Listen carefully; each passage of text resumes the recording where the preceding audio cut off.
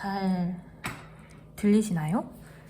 오늘은 제가 평생 써먹는 2030 자기계발 추천을 해보려고 합니다. 사실 올해 어떤 내용들을 유튜브로 공유드릴까 고민하다가 되게 많은 부분들이 자기계발에 연결되어 있는 것 같더라고요. 그래서 오늘은 제가 지난 10년간 했던 자기계발 중에 인생에 정말 도움을 많이 받았던 자기계발 학습들이랑 잘 써먹는 방법, 장단점 같은 것들을 간단하게 정리해보면서 소개해드리려고 합니다. 제가 얼굴 없는 유튜버잖아요? 제가 얼굴 없는 채널이기 때문에 약간 불멍하면서 보실 수 있게 이 아로마 우드 오일 버너를 켜고 시작을 하겠습니다. 일단은 오일은 유스트 오일로 써볼게요.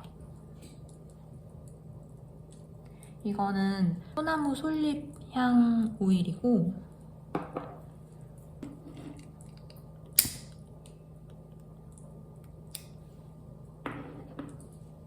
쿨 허벌 티 우린 티입니다. 자기 개발에 대해서 생각을 해보다가 취미랑 되게 많은 부분이 겹친다는 생각을 했어요. 근데 명확하게는 취미는 즐거움이 중심이 되는 거고 이제 자기 개발은 성장이 중심이 되는 거라는 차이점? 근데 둘이 완전히 분리되지는 않는 것 같더라고요. 취미는 과정이 되게 전부인 것 같아요. 즐거움이나 휴식, 충전 같은 것들이라 뭔가 성과를 따지지 않고 그림을 그냥 재미로 그리거나 사진을 찍는 게 좋아서 찍거나 스트레스 해소의 운동 같은 것들이 될 것 같고, 반면에 이제 자기 개발은 성장 방향성이 존재하는 영역인 것 같아요. 이전에 나보다 나아졌는가를 기준으로 평가를 할 수도 있고, 역량 향상이나 삶의 수준 개선, 장기적인 변화 추구를 목적으로 하는 거죠. 예를 들면 재무 지식을 쌓아서 투자 역량을 강화한다거나 체력 관리와 노화를 대비하기 위한 운동을 한다거나 이런 식으로 어떤 목적과 방향성 그리고 성장을 하는 게 취미랑 좀 다른 부분이라고 생각을 합니다. 그래서 가장 중요한 차이가 사실 긴장도인데, 자기 개발은 약간의 긴장이 추가되는 것 같아요. 뭔가 목표나 개선 의지, 피드백, 반복 이런 것들이 취미랑 약간 다른 부분? 오늘은 자기 개발을 주제로 하고 있지만 취미처럼 즐기면서 결과적으로는 자기 개발이 되는 상태가 가장 이상적인 구조인 것 같다는 생각을 했습니다. 즐기고 있지만 축적되는 거? 그런 게 이제 자기 개발의 가장 이상적인 모습인 것 같고, 그런 느낌을 기억을 하면서 자기 개발과 취미 생활을 잘 결합해서 균형 있게 누리면 좋을 것 같다는 생각을 했습니다. 우선 크게 5가지 파트로 자기 개발을 소개해 드려 볼게요. 각 파트별로 장단점이랑 효과 좋았던 것을 별점으로 표기를 해보았습니다. 우선 첫 번째는 자기 시스템 만들기입니다. 블로그, 브이로그, 인스타 이렇게 3가지를 가지고 왔는데요. 이 3가지 모두 저는 하고 있고, 블로그는 10년이 넘었고 인스타도 5년 이상, 그리고 이 브이로그도 어느덧 3년이 넘었네요. 우선은 이것들을 시작하게 된 목적은 저는 기록하는 거 워낙 좋아해서 시작을 했고, 약간 온라인 일기장처럼, 그리고 이제 불안함이 되게 많은 편이고 걱정도 많은 편이기 때문에 글을 적거나 그런 기록을 남김으로써 되게 많이 해소를 했던 것 같아요. 자기 시스템 만들기, 블로그, 브이로그, 인스타의 가장 큰 장점은 진입 장벽이 쉽다는 거. 당장 지금 시작할 수 있는 자기 개발 중에 하나인데, 그냥 SNS라고 생각할 수도 있지만 디지털 자산을 이제 키워나간다는 생각을 하면 자기 개발 중 하나가 될 수 있을 것 같아요. 자기 자신을 자산화하는 거죠. 사고 정리와 구조화에도 도움이 되고, 이런 글을 남기고 사진을 남기면서 자기 성찰에도 도움이 되고, 사진이나 글을 좀 정리해서 올리기 때문에 감각도 정제하는 훈련이 될 수 있고, 저 같은 경우에는 유튜브나 인스타그램이나 블로그에 이제 저의 생각 같은 거를 정리해서 올리기 때문에 메시지를 다듬는 훈련이나 스토리텔링 같은 거를 연습하는 기회가 되었습니다. 지금도 이 유튜브를 찍기 위해서 제가 자기 개발 어떻게 하면 좋을지 제가 했던 것들을 좀 글로 적어보고 그 내용을 바탕으로 영상을 찍고 있어요. 그래서 이런 것들이 새로운 기회로 확장이 되기도 하거든요. 예를 들면 협업 광고로 수익을 올릴 수도 있고, 출판이나 어떤 사업으로 확장할 수도 있을 것 같아요. 이제 새로운 커뮤니티를 만들 수도 있고, 저는 사실 아직 많이 부족한 상황인데 몇 번의 출판이나 강의 제안이 이메일도 왔었거든요. 저에게도 그런 기회가 있었다면 출판이나 강의 같은 거를 해보고 싶으신 분들에게도 이런 디지털 자산화, 자기 시스템 만드는 자기 개발이 도움이 많이 될 것 같습니다.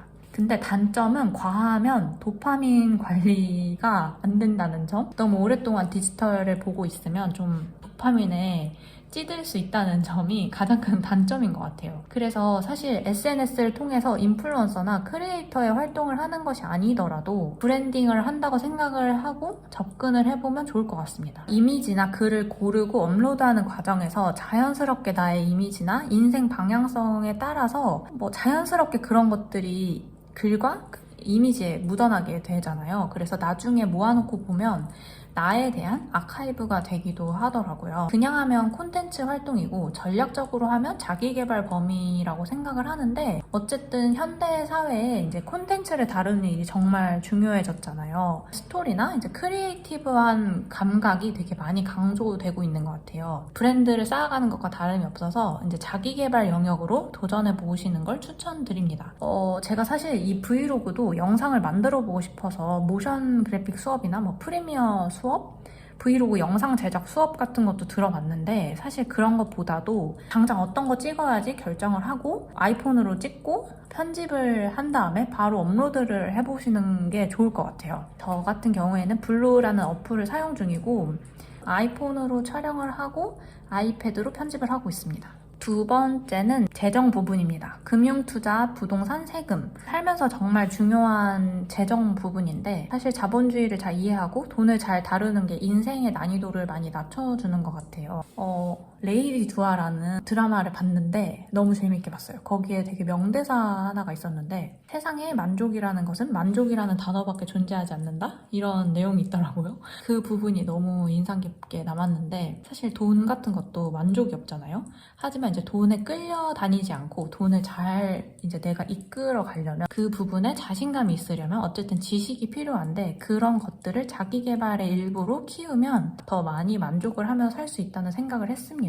일단은 목적은 필요에 의해서 시작을 했고 더 궁극적으로 따지면 인생을 좀 잘 살고 싶어서 웰 에이징 하고 싶어서 돈 공부를 시작하게 되었어요. 일단은 장점은 돈에 끌려다니지 않고 돈을 끌고 갈 수 있다는 점, 인생을 좀 더 주도적으로 살 수 있게 된다는 점, 20대 중반이 되면서 돈에 관심이 더 생겼는데 투자를 더 그때부터 시작을 했는데 나이 들수록 점점 더 돈이 많이 필요하다는 것을 실감을 하고 있어요. 뭔가 예전에는 되게 저렴하게 해결할 수 있었던 것도 지금은 여행 다니면 조금 더 돈이 많이 들고 뭔가 살면서 부가적으로 이제 예상하지 못했던 돈들이 많이 나가더라고요. 이런 것들을 대비할 수 있다는 점. 그리고 단점은 실행을 하지 않으면 공부하는 것들이 다 무용지물이 될 수 있다는 점.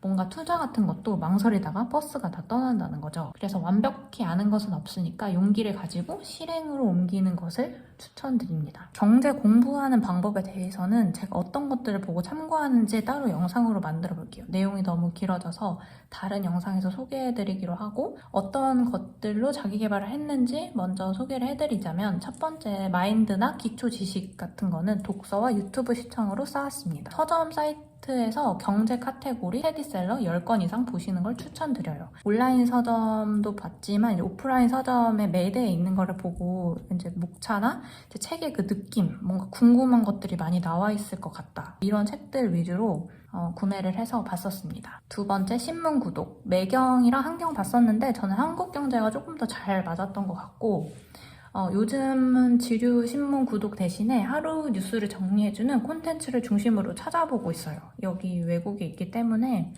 지류 신문 구독은 사실 어렵고 한국에서도 지류 신문을 꾸준히 구독하진 않았고 회사에 배치되어 있는 신문을 주로 봤습니다. 신문을 구독해서 보는 경험을 해보시는 것도 추천드려요. 내가 매일매일 쌓아가는 그 지류신문을 보면서 메모해 가면서 보는 그 감각도 되게 새롭더라고요. 그리고 세 번째는 유료 강의예요. 근데 저 유료 강의는 부동산 강의만 들었었고 주식 유료 강의는 따로 듣지 않았습니다. 유료 강의는 클래스 101에서 부익남님 내 집 마련 투자 들었었고 월급쟁이 부자들에서 실전 준비반, 서울 기초반 이렇게 두 가지 유료 강의를 수강했어요. 월급쟁이 부자들 강의는 이제 개인적으로 에너지가 되게 많이 들고 3만 원 정도를 더 내면 스터디 그룹을 짜주시거든요.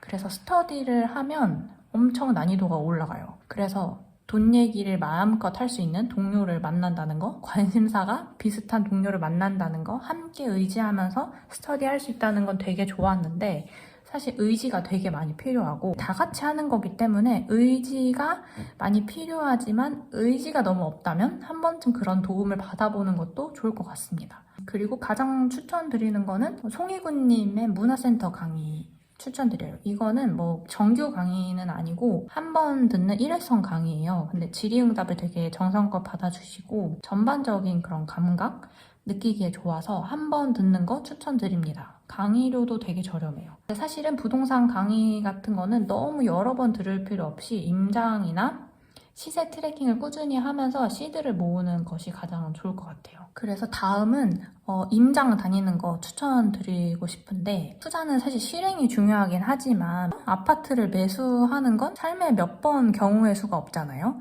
근데 하지만 부동산이 인생 최대의 쇼핑이고 이제 한 번의 결정과 몇 번의 갈아타기로 자산 차이가 많이 날 수 있기 때문에 시간 여유가 있을 때 임장을 많이 다니면서 여러 입지의 다양한 아파트를 비교해 보시는 것을 추천드립니다. 저는 처음에 부동산 공부 시작할 때 우선 서울 지도를 펴놓고 서울 지도를 익혔고 맵에 아파트를 핀을 해놓고 임장을 다녔어요. 각 입지별로 이제 대장 아파트 중심으로 임장을 많이 다녔고 관심 있는 지역 3군데 정도는 최소 5번 이상 다녔습니다. 당장 아파트 매수를 앞두고 있지 않아도 매물까지 알아보지 않더라도 지역 분위기를 보는 분위기 임장을 해보면 이제 아파트와 그 입지에 대한 자기만의 기준이 쌓이는데 그런 것들을 경험해 보시는 것을 추천드립니다.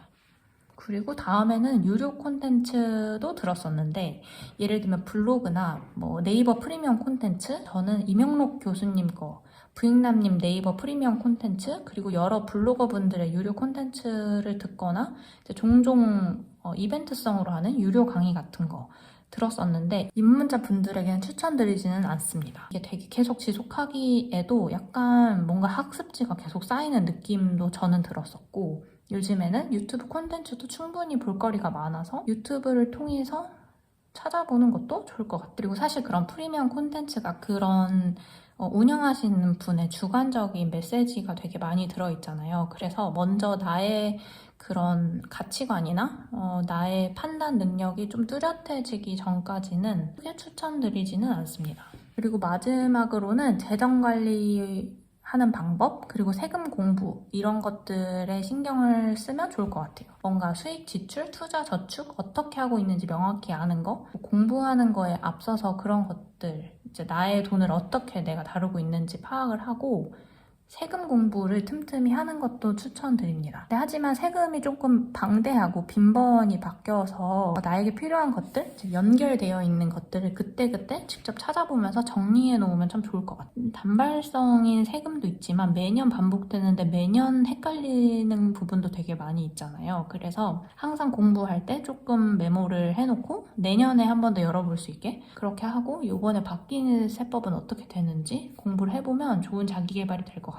투자 기간이 길어지고 금액도 커지면 세금도 정말 커지고 절세의 중요성을 많이 느끼게 된다고 하더라고요. 그래서 우선 절세 금액을 신경 쓰기보다는 뭐 ISA, IRP, 연금저축펀드, 주식 거래, 뭐 부동산 거래에 드는 수수료 여러 가지 요소들을 직접 공부해보면서 적용해보는 것을 추천드립니다. 저 같은 경우에는 ISA, IRP 이런 것들의 혜택에 대해서 공부를 안 하고 그냥 좋다고 하더라 해서 그냥 계좌만 만들어 놓고 몇 년의 허송세월을 보냈어요. 그래서 그런 것들을 공부해보면서 조금 더 빨리 공부를 했으면 더 많은 이득을 보지 않았을까 그런 생각을 했습니다. 그리고 세 번째는 언어입니다.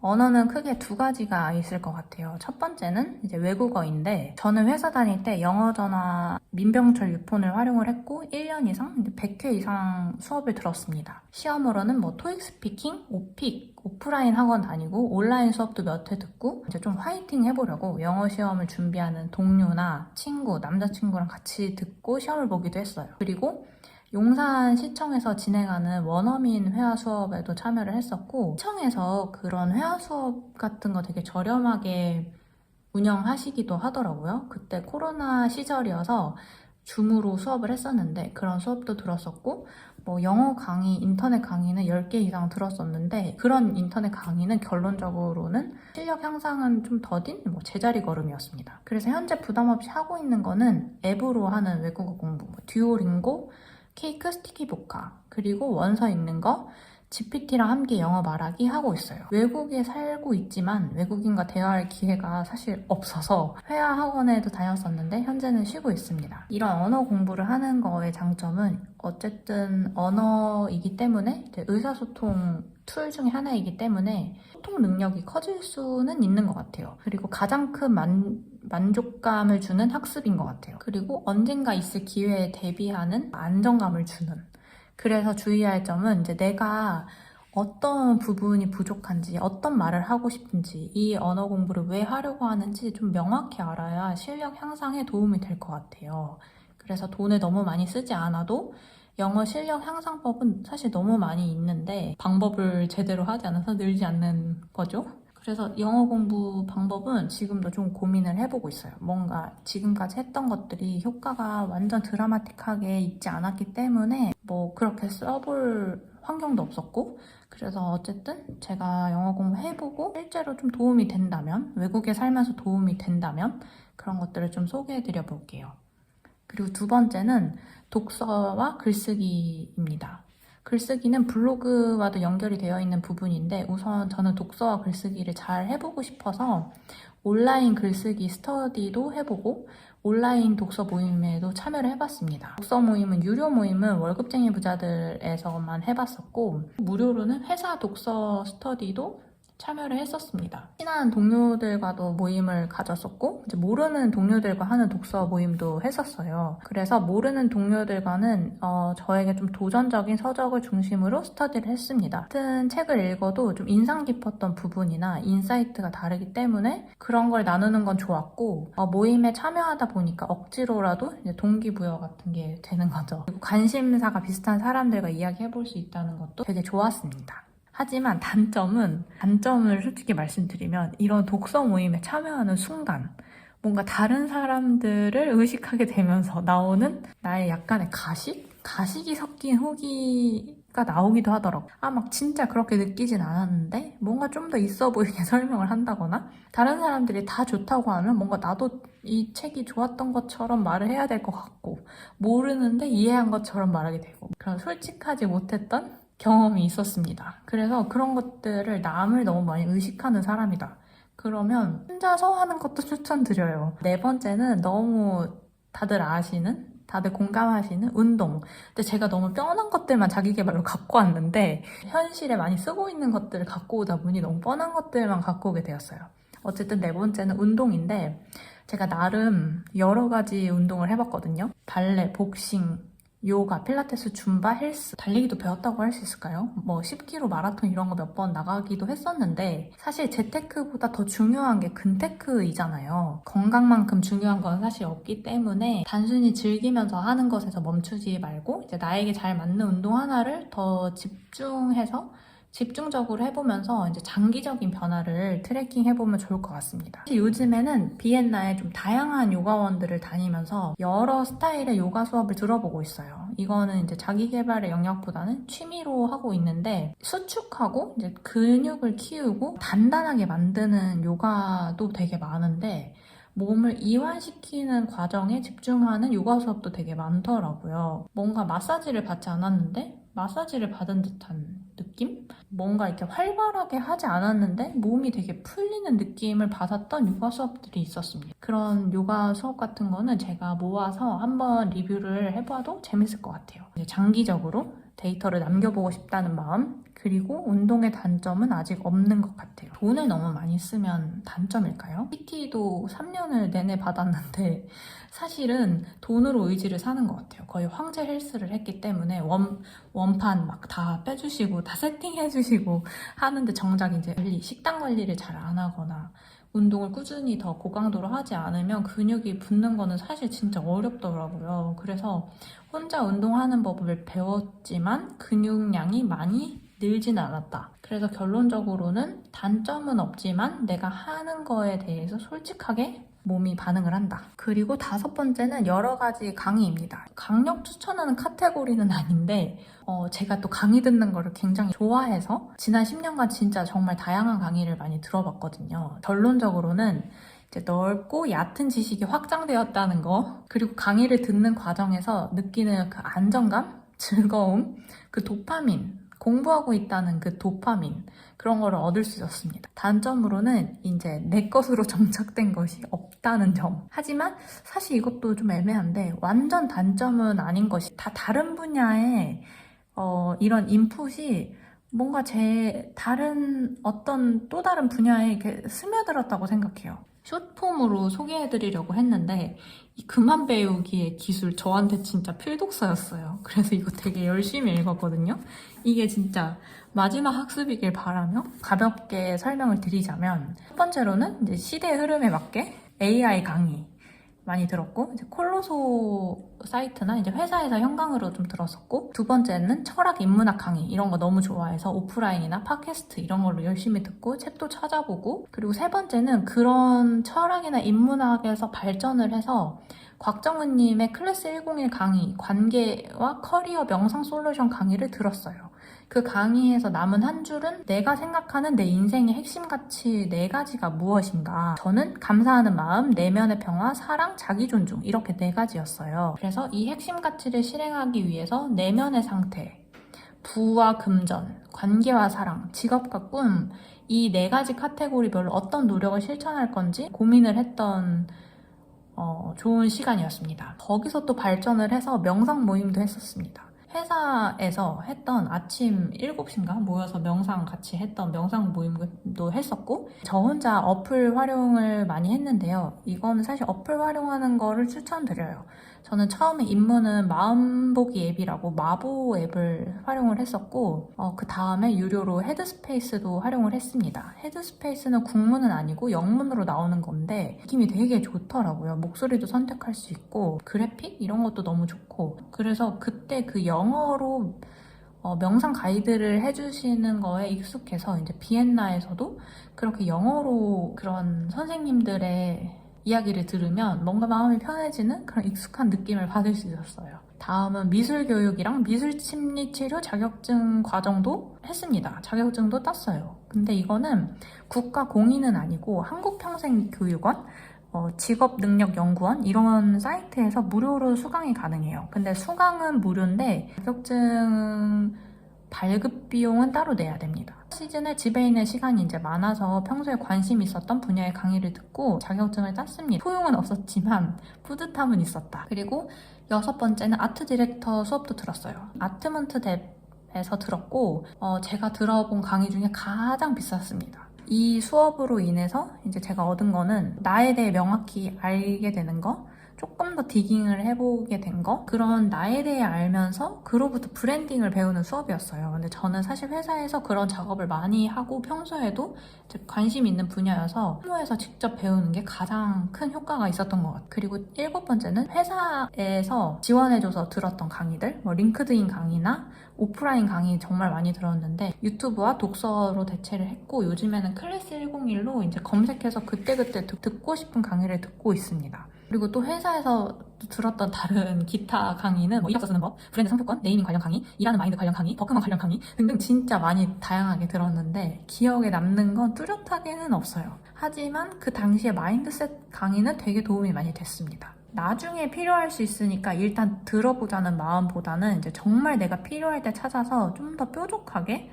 전문적인 강의를 듣는 게 남는 것 같아요. 그러다가 흥미가 많이 느껴지면 더 깊게 이어서 확장을 시키면 좋을 것 같습니다. 사실 흥미를 찾게 되면 또 다른 나의 기존 직업과 어떤 시너지를 낼 수도 있는 거니까요.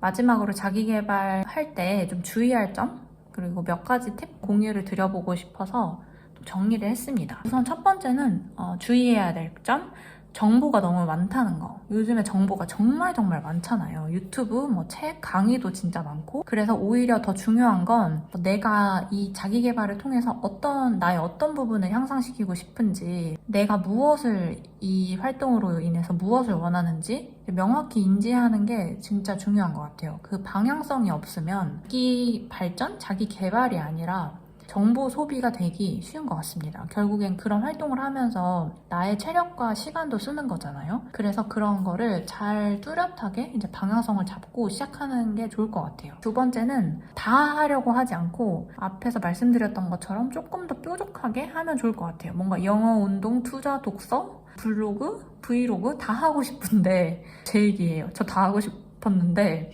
그렇게 다 하려고 하면 결국에는 되게 쉽게 지치긴 하더라고요. 뭔가 하나가 계속 구멍이 나요.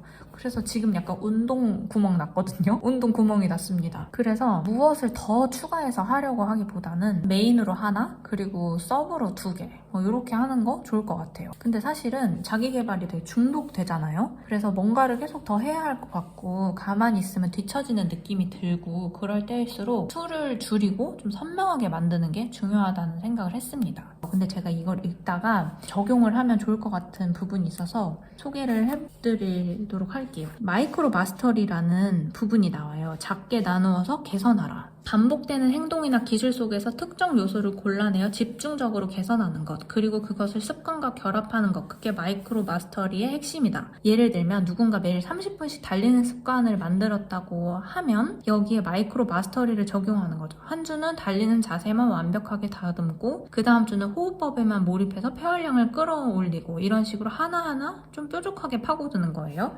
이처럼 이제 기술을 세분화하고 초점을 맞추는 접근은 훨씬 빠르게 효과적인 자기 개발을 가능하게 한다. 작은 변화를 차근차근 쌓아가면 성장이 한층 다루기 쉬워지고 우리를 압도하지 않는다. 이런 방식은 학습 과정에서도 동기와 추진력을 유지하게 해주며 최종 목표가 아무리 멀어 보여도 가시적인 진전을 계속 확인할 수 있게 한다. 결과적으로 엄청 대단한 목표를 세우고 자기 개발을 한다기보다는 상반기는 뭐 영어에 더 집중을 하겠어. 그러면 이제 영어를 더 세분화해서 이번 달에는 어떤 거, 다음 달에는 어떤 부분 이런 식으로 업그레이드를 해가면서 자기 개발을 하는 게 좋을 것 같다는 생각을 했습니다. 그래서 제가 영어를 지금 하고 있는데 우선은 3개월 기준으로 레벨업을 저 스스로 해보려고 해요. 그래서 뭐 당장 처음부터 외국인과 나가서 대화를 해보겠다 이런 마음이 아니라 내가 진짜 오늘 하고 싶었던 이야기만 몇 문장 해보자 이런 마음으로 하고 있거든요. 내가 거기서 부족한 것들을 조금 더 세분화해서 업그레이드를 한 단계씩 시키는 거죠. 생각을 문장으로 만들어 보는 거, 그런 거에만 집중을 하고 있습니다. 세 번째는 연결고리 만들기예요. 자기 개발을 묶어서 활용하는 건데 이거는 제가 되게 많이 썼던 방법인데 하나하나의 영역으로 보는 게 아니라 묶어서 시너지를 내는 거예요. 예를 들면 내가 운동을 잘하고 싶고 운동 실력을 향상시키고 싶으면 그거를 운동 뭐 인스타그램으로 기록을 해본다든지 내가 마음에 고민이 있다면 그런 철학이나 인문학을 공부하면서 그걸 정리를 해보면서 블로그에 기록을 해본다든지 저 같은 경우에는 이제 브이로그를 찍으면서 영어 공부하는 장면을 기록해보기도 하고 뭔가 책을 읽으면 그냥 끝내지 않고 정리를 해서 글로 남기거나 그거를 유튜브나 인스타로 공유를 하기도 하고요. 내가 한번 배우고 요약하고 전달하고 그 과정에서 다시 한번 공부를 하는 과정이 생기면서 독서로만 끝나는 자기 개발이 아니라 한 번 더 재가공을 하면서 생각을 해보면서 내게 더 되는 느낌이 들면서 시너지가 더 나는 것 같아요. 그렇게 자기 개발을 여러 가지를 묶어서 한번 해보시는 거 추천드립니다. 그리고 자기 개발이든 뭐든 아무것도 하기 싫을 때 환경을 바꿔보는 거예요. 의지로만 버티는 거 되게 어렵잖아요. 그럴 때 저는 회사 다닐 때 스터디 카페를 되게 많이 갔어요. 대학교 근처 스터디 카페를 많이 가거나 직장인이 많은 지역에 공유 오피스를 가는 거예요. 그래서 예를 들면 회사가 용산이었는데 그쪽에 스타트업이 되게 많아서 용산을 가거나 여의도 이런 데에 있는 여의도 지점 공유 오피스에 가서 공부를 해본 적이 있습니다. 그 특유의 분위기, 그 지역의 바이브가 뭔가 저를 조금 더 끌어올려주는 느낌이 있었어요. 그래서 되게 환경이 생각보다 되게 강한 힘이 있다는 생각을 했습니다. 그냥 카페를 가도 너무 기운이 안 난다 이러면 되게 명문대 있잖아요. 막 예를 들면 서울대 근처에 있는 좀 공부하기 좋은 그런 카페에 가서 책을 본다든지 그런 거 저는 되게 좋았습니다. 그리고 이것도 책에 나오는 부분인데 내 성장이 좀 더딘 것 같다 할 때 자발적 강제 장치를 설치해보라, 이런 자발적 강제 장치에 대한 팁이 나와 있어요. 결단의 순간을 만든다거나, 예를 들면 뭐 특정 언어를 배우고 싶으면 언어 강좌에 등록을 하거나 아예 그 나라로 가는 항공권을 끊어버리는 거죠. 그러니까 뭔가 달리기를 좀 더 자기 개발로 잘 향상시키고 싶다 하면 마라톤, 뭐 10km 마라톤 이런 거를 끊어놓는 거죠.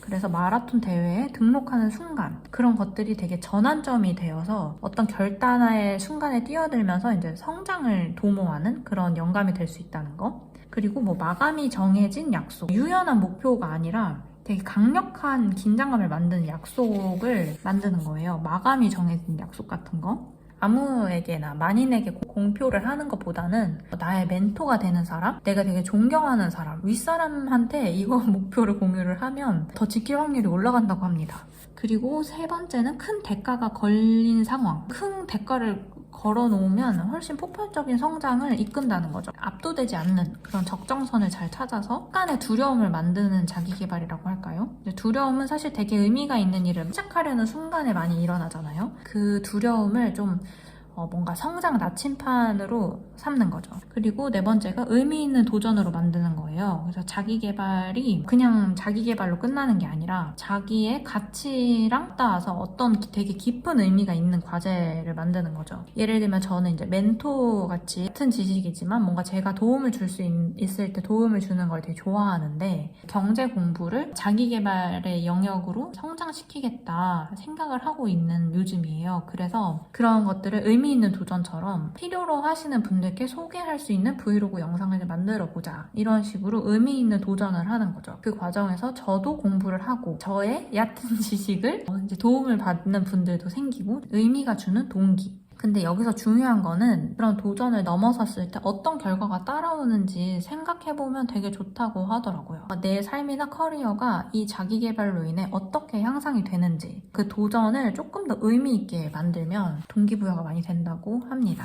그리고 다음이 도전 너머의 보상. 사실 가장 중요한 거는 이거를 해내면 나에게 어떤 새로운 기회가 열릴까, 그거를 생각해보는 게 가장 중요하다는 생각을 했습니다. 중요한 건 도전을 통해 무엇을 이루었느냐가 아니라 그 도전이 앞으로 무엇을 가능하게 만들어주느냐이다. 그러니까 어떤 자기계발을 함으로써 내가 어떤 가능성을 만들 수 있을지 생각해보면 훨씬 큰 도움이 될 것 같아요. 그냥 영어 공부를 자기계발로 한다기보다도 이 영어 공부를 함으로써 내가 어떤 가능성을 더 얻을 수 있을지, 내가 경제 공부를 함으로써 어떤 새로운 기회를 얻을 수 있는지 그 생각을 해보는 거죠. 이 부분 공유해드리고 싶어서 이렇게 분홍 색깔 인덱스로 표시를 해두었고 공유를 드렸습니다. 그리고 마지막으로는 진짜 중요하다고 느끼는 자기계발은 사실은 스펙이나 생산성을 늘리는 게 아니라 컨디션 조절, 감정 조절, 균형을 관리하는 노력인 것 같아요. 근데 이게 진짜 어렵잖아요. 사실은 자기 자신을 잘 아는 거, 나의 심리를 이해하고 조절하는 거, 이게 진짜 근본적인 자기계발인데, 이거 데일리 이거 스토아 철학 이거 읽으면서 진짜 맨날 다 아는 얘긴데 이렇게 넘어가는데, 그래서 나는 그렇게 하고 있냐? 이렇게 자문을 할 때 아닌 것 같다는 부분이 너무 많았어요. 화를 내서 상황이 달라지냐? 화를 내면 상황이 더 좋아지겠니? 아니, 상황은 더 나빠져. 근데 맨날 화를 내고 있는 나를 발견한다거나, 이런 마인드 컨트롤하고 더 나 자신을 명확히 아는 거, 그게 되게 제일 중요한 자기계발이잖아요. 그런 건강한 마음을 가지려면 가장 중요한 거는 건강한 몸이 필요한 것 같아요. 그래서 뭔가 운동이나 공부를 더 하겠다고 잠을 줄이는 방식은 어쨌든 좋지 않은 선택이 맞고, 기본적인 컨디션을 희생하면서 얻는 성취는 지속하는 게 되게 어렵잖아요. 그래서 제가 갓생 브이로그라는 타이틀로 되게 브이로그를 많이 찍었었는데, 그렇게 하루 종일 고강도로 갓생을 사는 건 사실 불가능입니다. 미라클 모닝을 하고 8시간 근무를 하고 이동시간에 공부를 하고 집에 와서 또 운동을 하고 자기 개발을 하고 자기 전에 일기를 또 쓰고 아침에 다시 일어나서 신문 보고 아침 노트 쓰고 아침 운동하고 샐러드 만들어 먹고, 그리고 출근을 해서 점심시간에는 영어 전화를 하고, 사실 이런 게 이론적으로는 멋있어 보이지만 지속 가능하지 않다고 생각을 해요. 그리고 갓생 브이로그 같은 거는 편집이 되게 많이 되어 있기 때문에 하이라이트 부분만 편집이 된 거잖아요. 그래서 그런 것들은 사실 지속 가능하지 않은 갓생인 것 같고 짧지만 되게 분명하게 집중을 하고 그 나머지 시간은 좀 편하게 보내는 거. 하루 종일 완벽하게 살려고 하기보다는 그 어떤 하루 안에서 오늘 딱 이 시간은 되게 충분히 집중을 했다는 그런 시간을 만드는 거, 그런 하이라이트 순간을 만드는 거가 더 균형 있는 삶에 중요한 것 같습니다. 과시적인 성취가 아니라 좀 지속 가능한 몰입을 할 수 있는 삶을 만드는 게 저의 비전 중 하나예요.